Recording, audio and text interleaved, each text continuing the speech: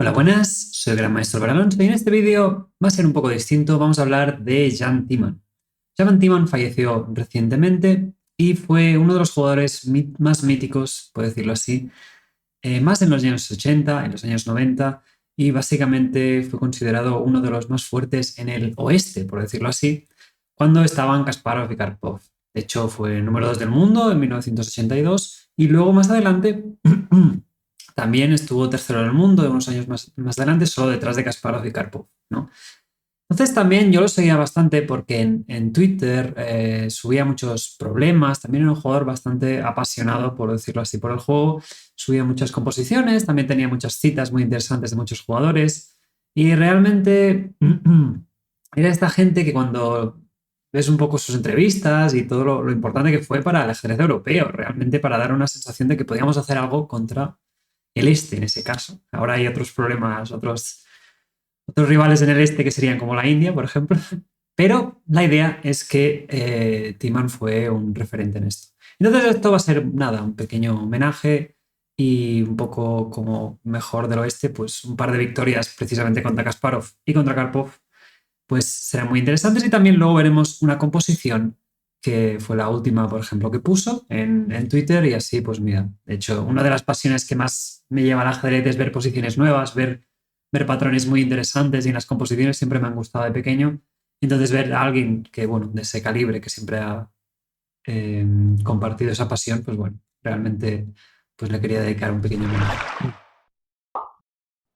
Sin más, vamos con la primera, que le gana a Kasparov en un match que hizo en 1985.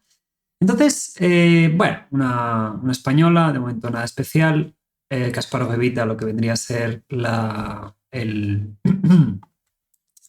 Marshall, entonces juega unas posiciones un poco más sencillas. Aquí me parece curioso, ¿no? Que esta mítica repetición que habréis visto alguna vez, pues Kasparov estaba contento, al final era un match, no imagino que ir a jugar a hacer tablas pues no tenía mucho sentido. Y entonces, tras caballo de 2, alfil F8, el negro consigue reubicar el alfil sin haber gastado este tiempo de H6, que al final es la idea. Entonces, estas ahora das a 3, ahora sí que H6 tiene un poco más de sentido. Y alfil C2, caballo B8, aquí hay un montón de partidas, hay un montón de literatura, hay un montón de incluso partidas modernas. Tenemos aquí, yo qué sé, un Rajabov Carlsen de cuando tenía ya 2.880 Carlsen, de hecho en su peak, entonces ya vemos que es parte de la historia. Y aquí en vez de B3 que se juega en esa partida, seguimos con B4. Y aquí, tras alfil B2, esta es una variante un poco que era muy popular en esa época. De hecho, Karpov, unos años después, incluso la jugaría aquí con negras y ganaría en el candidatos, jugando a 5, pero bueno, aquí juego G6, C4 y vemos que se va abriendo la posición. Yo quiero ir a un momento muy concreto, porque realmente es una jugada que yo creo que Timman, como fan de lo que vendría a ser la, todas las composiciones y toda la fantasía un poco que tiene el ajedrez. De hecho, también era un jugador un poco conocido por ser bastante fiestero, ¿no? Tiene alguna anécdota muy curiosa como que realmente empezó un torneo con disciplina, ¿no? Sin alcohol, haciendo deporte y todo eso, y empezó con 0 de 4. Y luego, pues dijo, pues se ha acabado. Empezó a salir de fiesta, a beber alcohol y de golpe hizo 6,5 de 8, ¿no? Entonces, también está bastante curioso, ¿no? Aquí, hasta esta posición, incluso encontramos partidas de recientes de hasta el año pasado. Entonces, esto sigue siendo bastante teoría. Yo a estas variantes no he entrado mucho. Aquí, por ejemplo, alfil D3 y hacer alfil F1 parece la versión moderna un poco de esta variante que es un poco más acorde con el módulo. Pero bueno, la idea es que A4, alfil por, el blanco tiene una posición bastante abierta. De hecho, caballo C2 era una novedad misma de Timman contra Kasparov. De hecho, con el mismo match, Kasparov tras B5 había acabado ganando a Timman, tras peón por y D5. También me gusta destacar que, bueno, Timman no era un jugador muy fan del módulo, de las máquinas, entonces también en esa época se podían generar novedades, también era un jugador bastante creativo. Hay un artículo muy bueno, que lo pondré en la descripción, en chess.com, de Peter Doggers, que realmente cuando lo he leído, yo ya quería hacer el vídeo y he estado buscando más información. Y ese artículo realmente es un homenaje bastante importante y realmente me ha inspirado, no sé si a hacer más vídeos de este estilo, un poco también a investigar más sobre esta figura Y nada, de hecho, gran parte de la información que os estoy contando la he sacado de allí. Entonces, aquí caballo C2 fue una mejora, ¿no? Entonces, de hecho, la jugaría también contra Karpov en un futuro. Y tras dama C7, aquí el blanco está bastante mejor. Aquí juega alfil B3, que tiene bastante más sentido. Todas las piezas enfocando hacia el rey. Aquí caballo E3 es fantasía. Me gusta esta posición porque es como miras al pasado y este tipo de jugadas de caballo E3, que aquí parece que me pueda comer un peón, te da mucho la idea de modernidad, de sacrificios a largo plazo, a medio plazo. Por ejemplo, esta posición se ganan de muchísimas maneras. Pero, por ejemplo, dama de 2 es simplemente decisiva porque estoy como que todas mis piezas fluyen hacia el enroque, ¿no? Entonces, o caballo G4 gana un poco más directa, pero simplemente gana por total dominación en este caso, ¿no? Entonces, esto sería una novedad que, bueno, que básicamente sería una mejora sobre esta partida, pero bueno, no. Simplemente estos pequeños detalles, ¿no? De antes y después. Aquí a fila 6, de hecho, Karpov jugaría luego contra Timan torre por A1. Entonces me hace gracia que también eran muy pesados antes, ¿no? O sea, novedades en la jugada 24. También todo era un poco de. El ego era mucho más importante, ¿no? Ahora, hoy en día, ya no hay tantas preparaciones también. Yo cuando empecé a jugar, sí, me acuerdo Shirov, que era empezaba con la semislava o con algunas variantes que las jugaba siempre. Pero hoy en día ya la gente varía mucho más, ¿no? Entonces, alfil A6, torre C1, se van agrupando las piezas y estamos bastante cerca del momento que quiero decir. Ahí, por ejemplo, caballo por E4 podría ser terrible, en este caso es bastante evidente. Me gusta el concepto, aquí, por ejemplo, de que el negro se está cambiando los defensores que tienen su enroque. Entonces aquí vemos que saldría volando. Entonces, claro, el caballo de F6 y el alfil de G7. Ya no tanto ver si gana un peón o no, sino hablar en estos términos más generales, ¿no?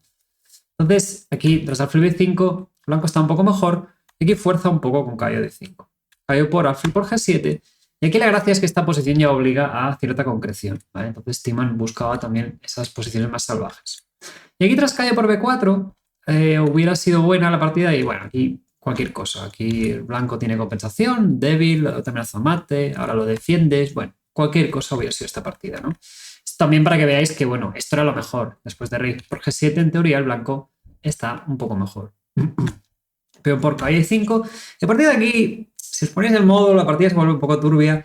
Pero sobre todo quiero destacar un momento, que es tras caballo de 3. Aquí dama de 2 es un poco fantasía, ¿no? Por decirlo así. Pero Kasparov se cree un poco el órdago con dama de 2 y mete este torre a 3. Y aquí una jugada que me parece bastante increíble es la siguiente, es por la que quería meter la partida, aparte de que porque ganando Kasparov, que es este KF6. O sea, es una posición en que te están amenazando dos torres, te están amenazando un alfil, y encima pones un caballo indefenso, ¿no? Es como que yo creo que Timan la vio, de hecho me acuerdo una partida de Svidler, siempre me acordaré, que comentó, ¿no? Que se dejó hacer mate contra Anand, creo, en una partida, creo que fue, era. Y era porque realmente la belleza de la posición decía, jolín, a menos que me dé este mate, ¿no? Es muy bonito, ¿no? Entonces este KF6, además es bueno, realmente. Y básicamente te amenazo la torre de 8 y ahora curiosamente te amenazo este doble. Entonces más o menos el blanco está obligado a comer el caballo y tras dama C3 el rey o puede tirar hacia adelante o tiene que hacer caballo de 5 y aquí ya recuperamos las piezas. De hecho, el colapso que llevaba Kasparov era bastante notorio. De hecho, imagino que en esta época tampoco había más apuros de tiempo. No lo sé, cómo se podía posponer la partida. Todo esto me parece un poco misterioso, si alguno lo sabéis vosotros. Porque aquí Kasparov estaba totalmente salido de sí y mete alfil a 4 cuando, jolín, te están dando mate. Y aquí omitió Kasparov que tras peón por otra jugada intermedia espectacular, que es D6. Y tras dama por dama F3. Y ahora sí que vemos que dama por F7 está al caer. Y de hecho aquí Kasparov ya prácticamente hizo el último intento, torre a 1. Un poco, es que bueno, de hecho pierde igual, pero me hace gracia el torre a 1 y aquí él otra vez terminó con una jugada bastante interesante de composición, que está en F6, aprovechando la triple doble clavada. Realmente es una partida que te hace soñar un poco con todo esto. Y entonces también quería enseñar otra vertiente de Timan, que era un poco cómo tenía esa versatilidad y porque era al final el 2 o 3 del mundo de los mejores jugadores europeos en este sentido. Y vamos a ver brevemente una partida que jugó contra Karpov. Y en este caso iba de negras Y lo que me hace gracia de esta partida es que gana a Karpov en el estilo de Karpov. Vale, hemos visto la fantasía, pero ahora quiero que veáis también que esa es precisión y esta partida realmente es muy buena. Para una siciliana y aquí juega una variante Schweningen. Esta variante ya no la veis mucho, porque en teoría G4 el módulo empieza a gritar. Pero aquí el problema de G4 es que si no entiendes muy bien por qué lo haces, quieres ganar espacio con H4 y G5. De hecho aquí H4 sería buena, es de la más jugada, pero aquí Karpov la va demorando. De torre G1 que tiene sentido, alfil E7, alfil E3 que tiene sentido, pero aquí ya la sigue demorando. Aquí H4 nuevamente es importante. Y diréis, aquí también H4 es importante. Y diréis, ¿por qué es importante? ¿Por qué es importante? Pues esta partida te lo explica muy bien. Tras dama de 2, ahora sí, caballo por D4 y E5. Este es un plan muy típico en estas, no sé, en pseudo-Nigers, más bien es Schweningens o clásicas. Y tras dama de 2, alfil E6. Ahora justo llego a tiempo con todas las piezas. Y el gran problema que tiene el blanco aquí es que dice, tengo solo dos opciones. O te evito D5, que me estás igualando, o si evito D5, caballo D7. Y precisamente ahora el negro tiene la opción de cambiar estos alfiles de casillas negras y realmente la posición se vuelve muy fea para el blanco, ya que todas las piezas las dependían de que consiguiera hacer H5 y H4 y G5. Entonces, aquí ya la posición, de hecho, ya está igualada prácticamente y poco a poco veremos una clase por parte de Timan. Aquí me gustan un montón de detalles estratégicos que, sobre todo que os fijéis en qué quiere hacer vuestro rival, que insisto mucho, pero es que esta partida es bastante chula. Estás en roque, torre C8. Aquí simplifica la posición. Alfil por, come de peón, yo creo que era bastante mejor comer de dama, aunque sea bastante feo dejarse esto peón doblado, al menos el blanco puede jugar más alegre. Ahora sí que la posición es bastante miserable. Entonces todas las casillas negras son mías y todo el alfil de blancas da un poco de risa. A mí me gusta mucho que tras torre H1 mete este dama F6. De hecho, aquí la mejor jugada era H4 y ahora entenderéis rápidamente por qué. Pues tras alfil por, dama por, peón por. Aquí una jugada muy chula es dama H4, precisamente evitando H4.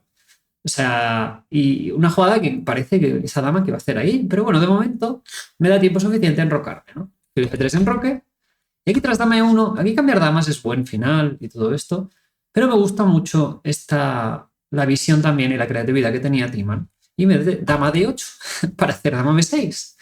Y básicamente esa dama que estaba bloqueando el flanco de rey, inmediatamente está atacando el flanco de dama. De hecho, aquí por ejemplo, H4, dama B6, el negro estaría ya prácticamente ganando, ya que estamos haciendo caballo A4 y el rey blanco está colapsando.